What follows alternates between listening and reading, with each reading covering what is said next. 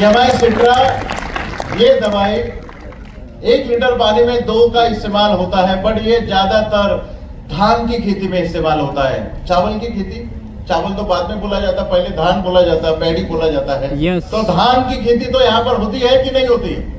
No होती है, नहीं होती है या फिर होती भी है, कुछ हाँ या ना बोल रहे।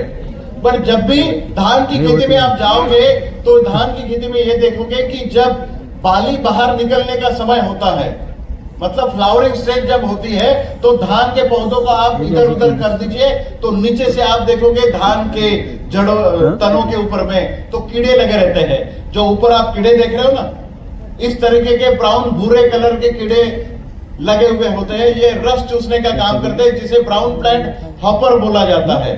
ये कीड़ा उसके ऊपर में लगता है और बाद में आपको पता चलता है कि जो बाली दाना भरने के लिए तैयार है, उस समय जो न्यूट्रिएंट और पानी नीचे से जा रहा है वो बीच में ही तने से निकालने का काम ये लोग करते हैं। इसलिए पूरी धान की बाली भरी नहीं जाती और आपका कम से कम 20% और ज्यादा से ज्यादा 80% धान का उपज का नुकसान होता है।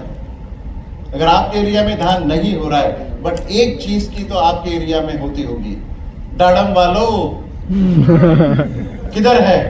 इधर है। दाड़म का जब फूल है, फूल से फलों में जब कन्वर्जन होता है, छोटा सा नींबू जैसा जब फल होता है, या अमरूद का जब नींबू, आपका नहीं अमरूद भाई, अमरूद बोले तो अमरूद फल की बात कर रहा हूं। तो जैसे ही फलों की जहां पर खेती होती है, नींबू छोटा होता है, उस समय जब बेरी साइज का जब फल होता है, उस समय वो फल नीचे गिर जाता है। पता चलता है एक मक्खी आती है जो सूंड अंदर डालती है और अंदर से रस चूस लेती है और वो फल नीचे गिर जाता है, जिसे फ्रूट फ्लाई बोला जाता है। और यही एक कीड़ा है जो चाय की बागान में भी आता है। यस। तो चाय का तो आपका लेना देना कुछ है नहीं, बट चाय पीते तो हो ना, बट जानकारी रखो।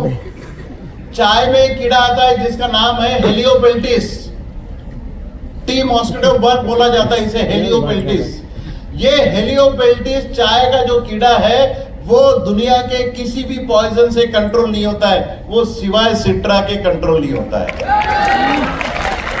एक बात मैं आपको और बता दूं, इसी के कारण यमाई सिट्रा के रिजल्ट के कारण हमें ऑनररी टी रिसर्च एसोसिएशन मतलब टी बोर्ड का मेंबरशिप मिला है। नहीं तो मेंबरशिप लेने के लिए 50-50 लाख रुपए का खर्चा आता है लीगली। प्रोडक्ट के कारण अगर कोई रिकॉग्नाइज करता है तो वो अच्छी बात मानी जाती है। रिजल्ट है इसलिए मेंबरशिप मिली है। अच्छा, रिकॉग्निशन की बात से तो मुझे और एक बात याद आई,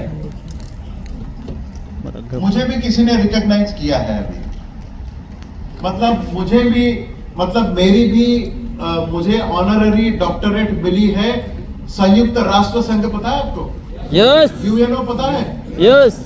तो यूएनओ ने इस बार ऑर्गेनिक एग्रीकल्चर में काम करने वाले 2 साइंटिस्ट लोगों को डॉक्टरेट से नवाजा है और उसमें मैं अकेला भारतीय हूं।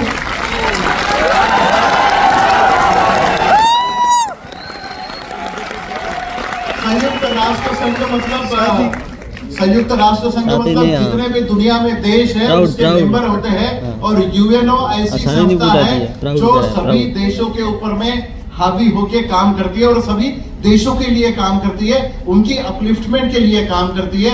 यूएनओ के अंडर में वर्ल्ड बैंक आता है, फिर बहुत सारी संस्थाएं उसके अंडर में आती है। उनका एक संस्था है जो मेडिकल में भी काम करता है, जिसे रेड क्रॉस भी बोला जाता है। तो एक संस्था है जो ह्यूमन राइट्स के लिए काम करती है। ह्यूमन राइट्स मतलब ह्यूमन को बचाने का भी काम करता है। तो ह्यूमन को बचाने का काम हम भी तो कर रहे हैं। उन्होंने कहा है कि doctor Mohan is doing a excellent job, so they are giving us the honorary doctorate. अगर कोई सम्मान मिलता है तो वो पाने के लिए बहुत सालों की मेहनत लगती है, बट वो सम्मान सिर्फ मेरे अकेले का नहीं है, वो सम्मान हर कोई किसान का है जो अपने आप में बदलाव लाने की कोशिश कर रहा है। वो हर कोई लीडर है जो यमाई लाइफस्टाइल से बिलोंग करता है। वो सब सम्मान आप लोगों का है। और आपको गर्व महसूस होना चाहिए कि ऐसे डॉक्टर अपने साथ में हैं जिनका सम्मान यूएनओ करता है। तो यमाई सिट्रा चाय की बागान में जहां पर कोई दवाई काम नहीं करती है वहां पर भी करता है। और ये कीड़ा जिसे ब्राउन फ्लैट हॉपर बोला जाता है, आपके यहाँ आम की खेती होती है, केसर की खेती होती है, होती है ना? यस। गुजरात का केसर तो बहुत वर्ल्ड फेमस है। पर जब आप, हाँ जी, एक्सपोर्ट करते हैं कि नहीं करते हैं?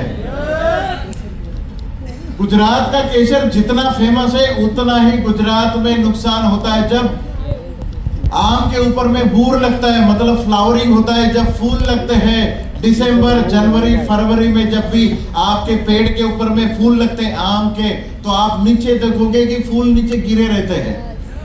आप कभी गए आम के पेड़ के नीचे? यस। जब आप फूल नीचे गिरे रहते हैं तो एक फूल जब नीचे गिरता है तो एक आम का नुकसान होता है। सही बात है? उस कीड़े को कंट्रोल करने के लिए, मतलब ये ब्राउन फ्लैट हॉपर को कंट्रोल करने के लिए दवाई नहीं बनी है। हर साल किसान अच्छी उपज आने के लिए खाद, इसका उसका सब कुछ अरेंजमेंट करता है, बट फूल नहीं बचा पाता।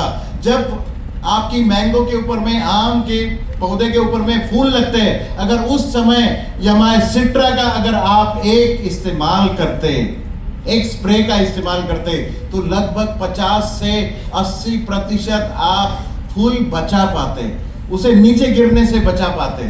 तो जितने ज्यादा फूल आप बचाओगे उतनी ज्यादा आपकी उपज बढ़ सकती है, उतने ही ज्यादा फल आपके आम के पेड़ के ऊपर में हो सकता है।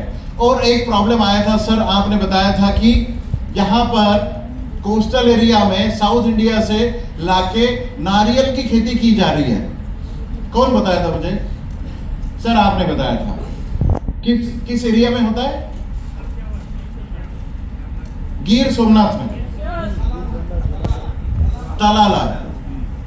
तलाला एरिया में नारियल की खेती हो रही है। बट नारियल उन्होंने लाके यहाँ पर बसाया तो है, बट जैसे मतलब बड़ा हो गया, नारियल के पेड़ के ऊपर में व्हाइट फ्लाई का अटैक आता है, व्हाइट फ्लाई का।